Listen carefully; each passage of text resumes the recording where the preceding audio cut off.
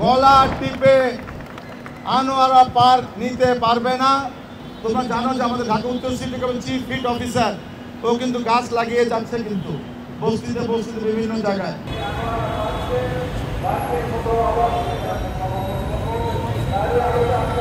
একটা আমাকে দাও, তাহলে আমিও একটা ধরবো, তাহলে আপনি বাস্তবায়ন করবেন।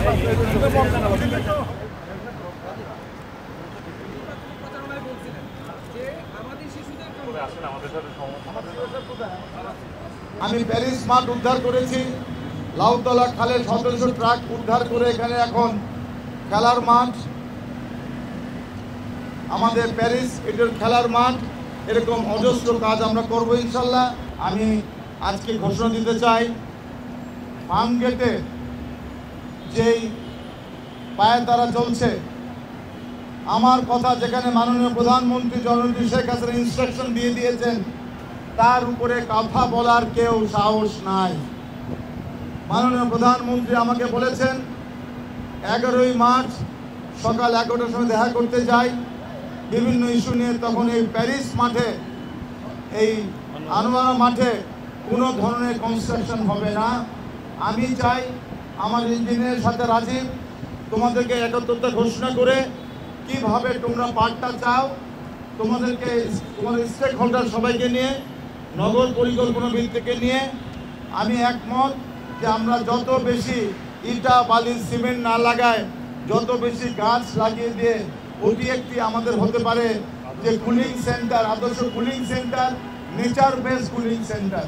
গাছের নিচে বসে সবাই তারা ঠান্ডা পাবে। তোমরা জানো যে আমাদের ঢাকা উত্তর city corporation chief heat officer ও কিন্তু গাছ লাগিয়ে যাচ্ছে, কিন্তু বস্তিতে বস্তিতে বিভিন্ন জায়গায়। গতকালও মিটিং হয়েছে। আমি অনুরোধ করব, আজকের যে আন্দোলন যেটা হলো ঈদের পরে, আমরা এখানে না করে আমি আনোয়ারা পার্কে গিয়ে তোমাদের সবাইকে নিয়ে আরেকটি বড় আকারে একটা প্রোগ্রাম করতে চাই ঈদের পরে। যেখানকার সমস্যা সেখানেই করতে হবে।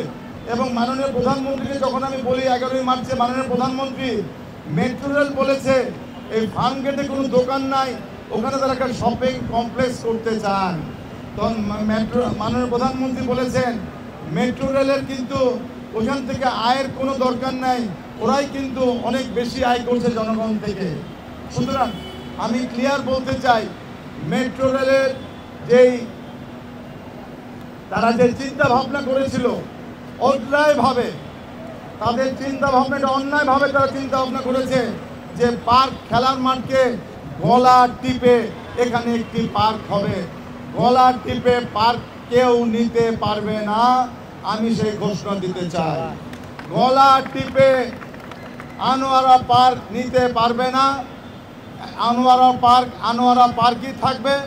আমি ধন্যবাদ জানাই মাননীয় প্রধানমন্ত্রী জননেত্রী শেখ হাসিনাকে, এবং সাথে সাথে তোমাদেরকে এটাও জানাতে চাই, ওই এলাকার মাননীয় সংসদ উনিও কিন্তু বলেছেন, উনি আমাকে ডিও লেটার দিয়েছে ওখানে পার্ক থাকতে হবে।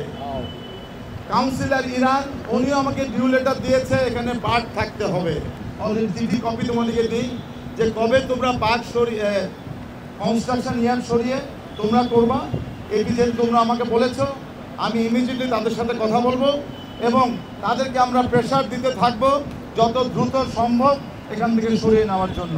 কারণ যেহেতু ডিটিসিএল এর যেহেতু কাজ যেহেতু আছে, অবশ্যই আমার সিওকে বলবো ইমিডিয়েটলি, আমার কনিক মহোদয়কে বলবো ইমিডিয়েটলি আজকে কথা বলে আমাকে সেই ডিসিশনটা দিবে, এবং দরকার পড়লে আমরা ওখানে কেউ মানববন্ধন করব। কিন্তু আমার মনে হয় মেসেজ কিন্তু তারা পেয়ে গিয়েছে অলরেডি, কারণ গত 15 তারিখে আমাদের সেতু মন্ত্রণালয়ের মাননীয় মন্ত্রী ওবায়দুল কাদের সাহেবের সামনে বিএমসি 19 তারিখে একটা মিটিং হয়, সেখানে কিন্তু আমি একটা বক্তব্য দিয়েছি, সেটাও কিন্তু তোমরা জানো। সুতরাং উনিও কিন্তু আমাদেরকে বলে দিয়েছে যে এখানে কোনো ধরনের পার্ক হবে না। এই যে আমাদের প্রেশার, কোনো ধরনের কোনো কনস্ট্রাকশনের কোনো ধরনের শপিং মল হবে না।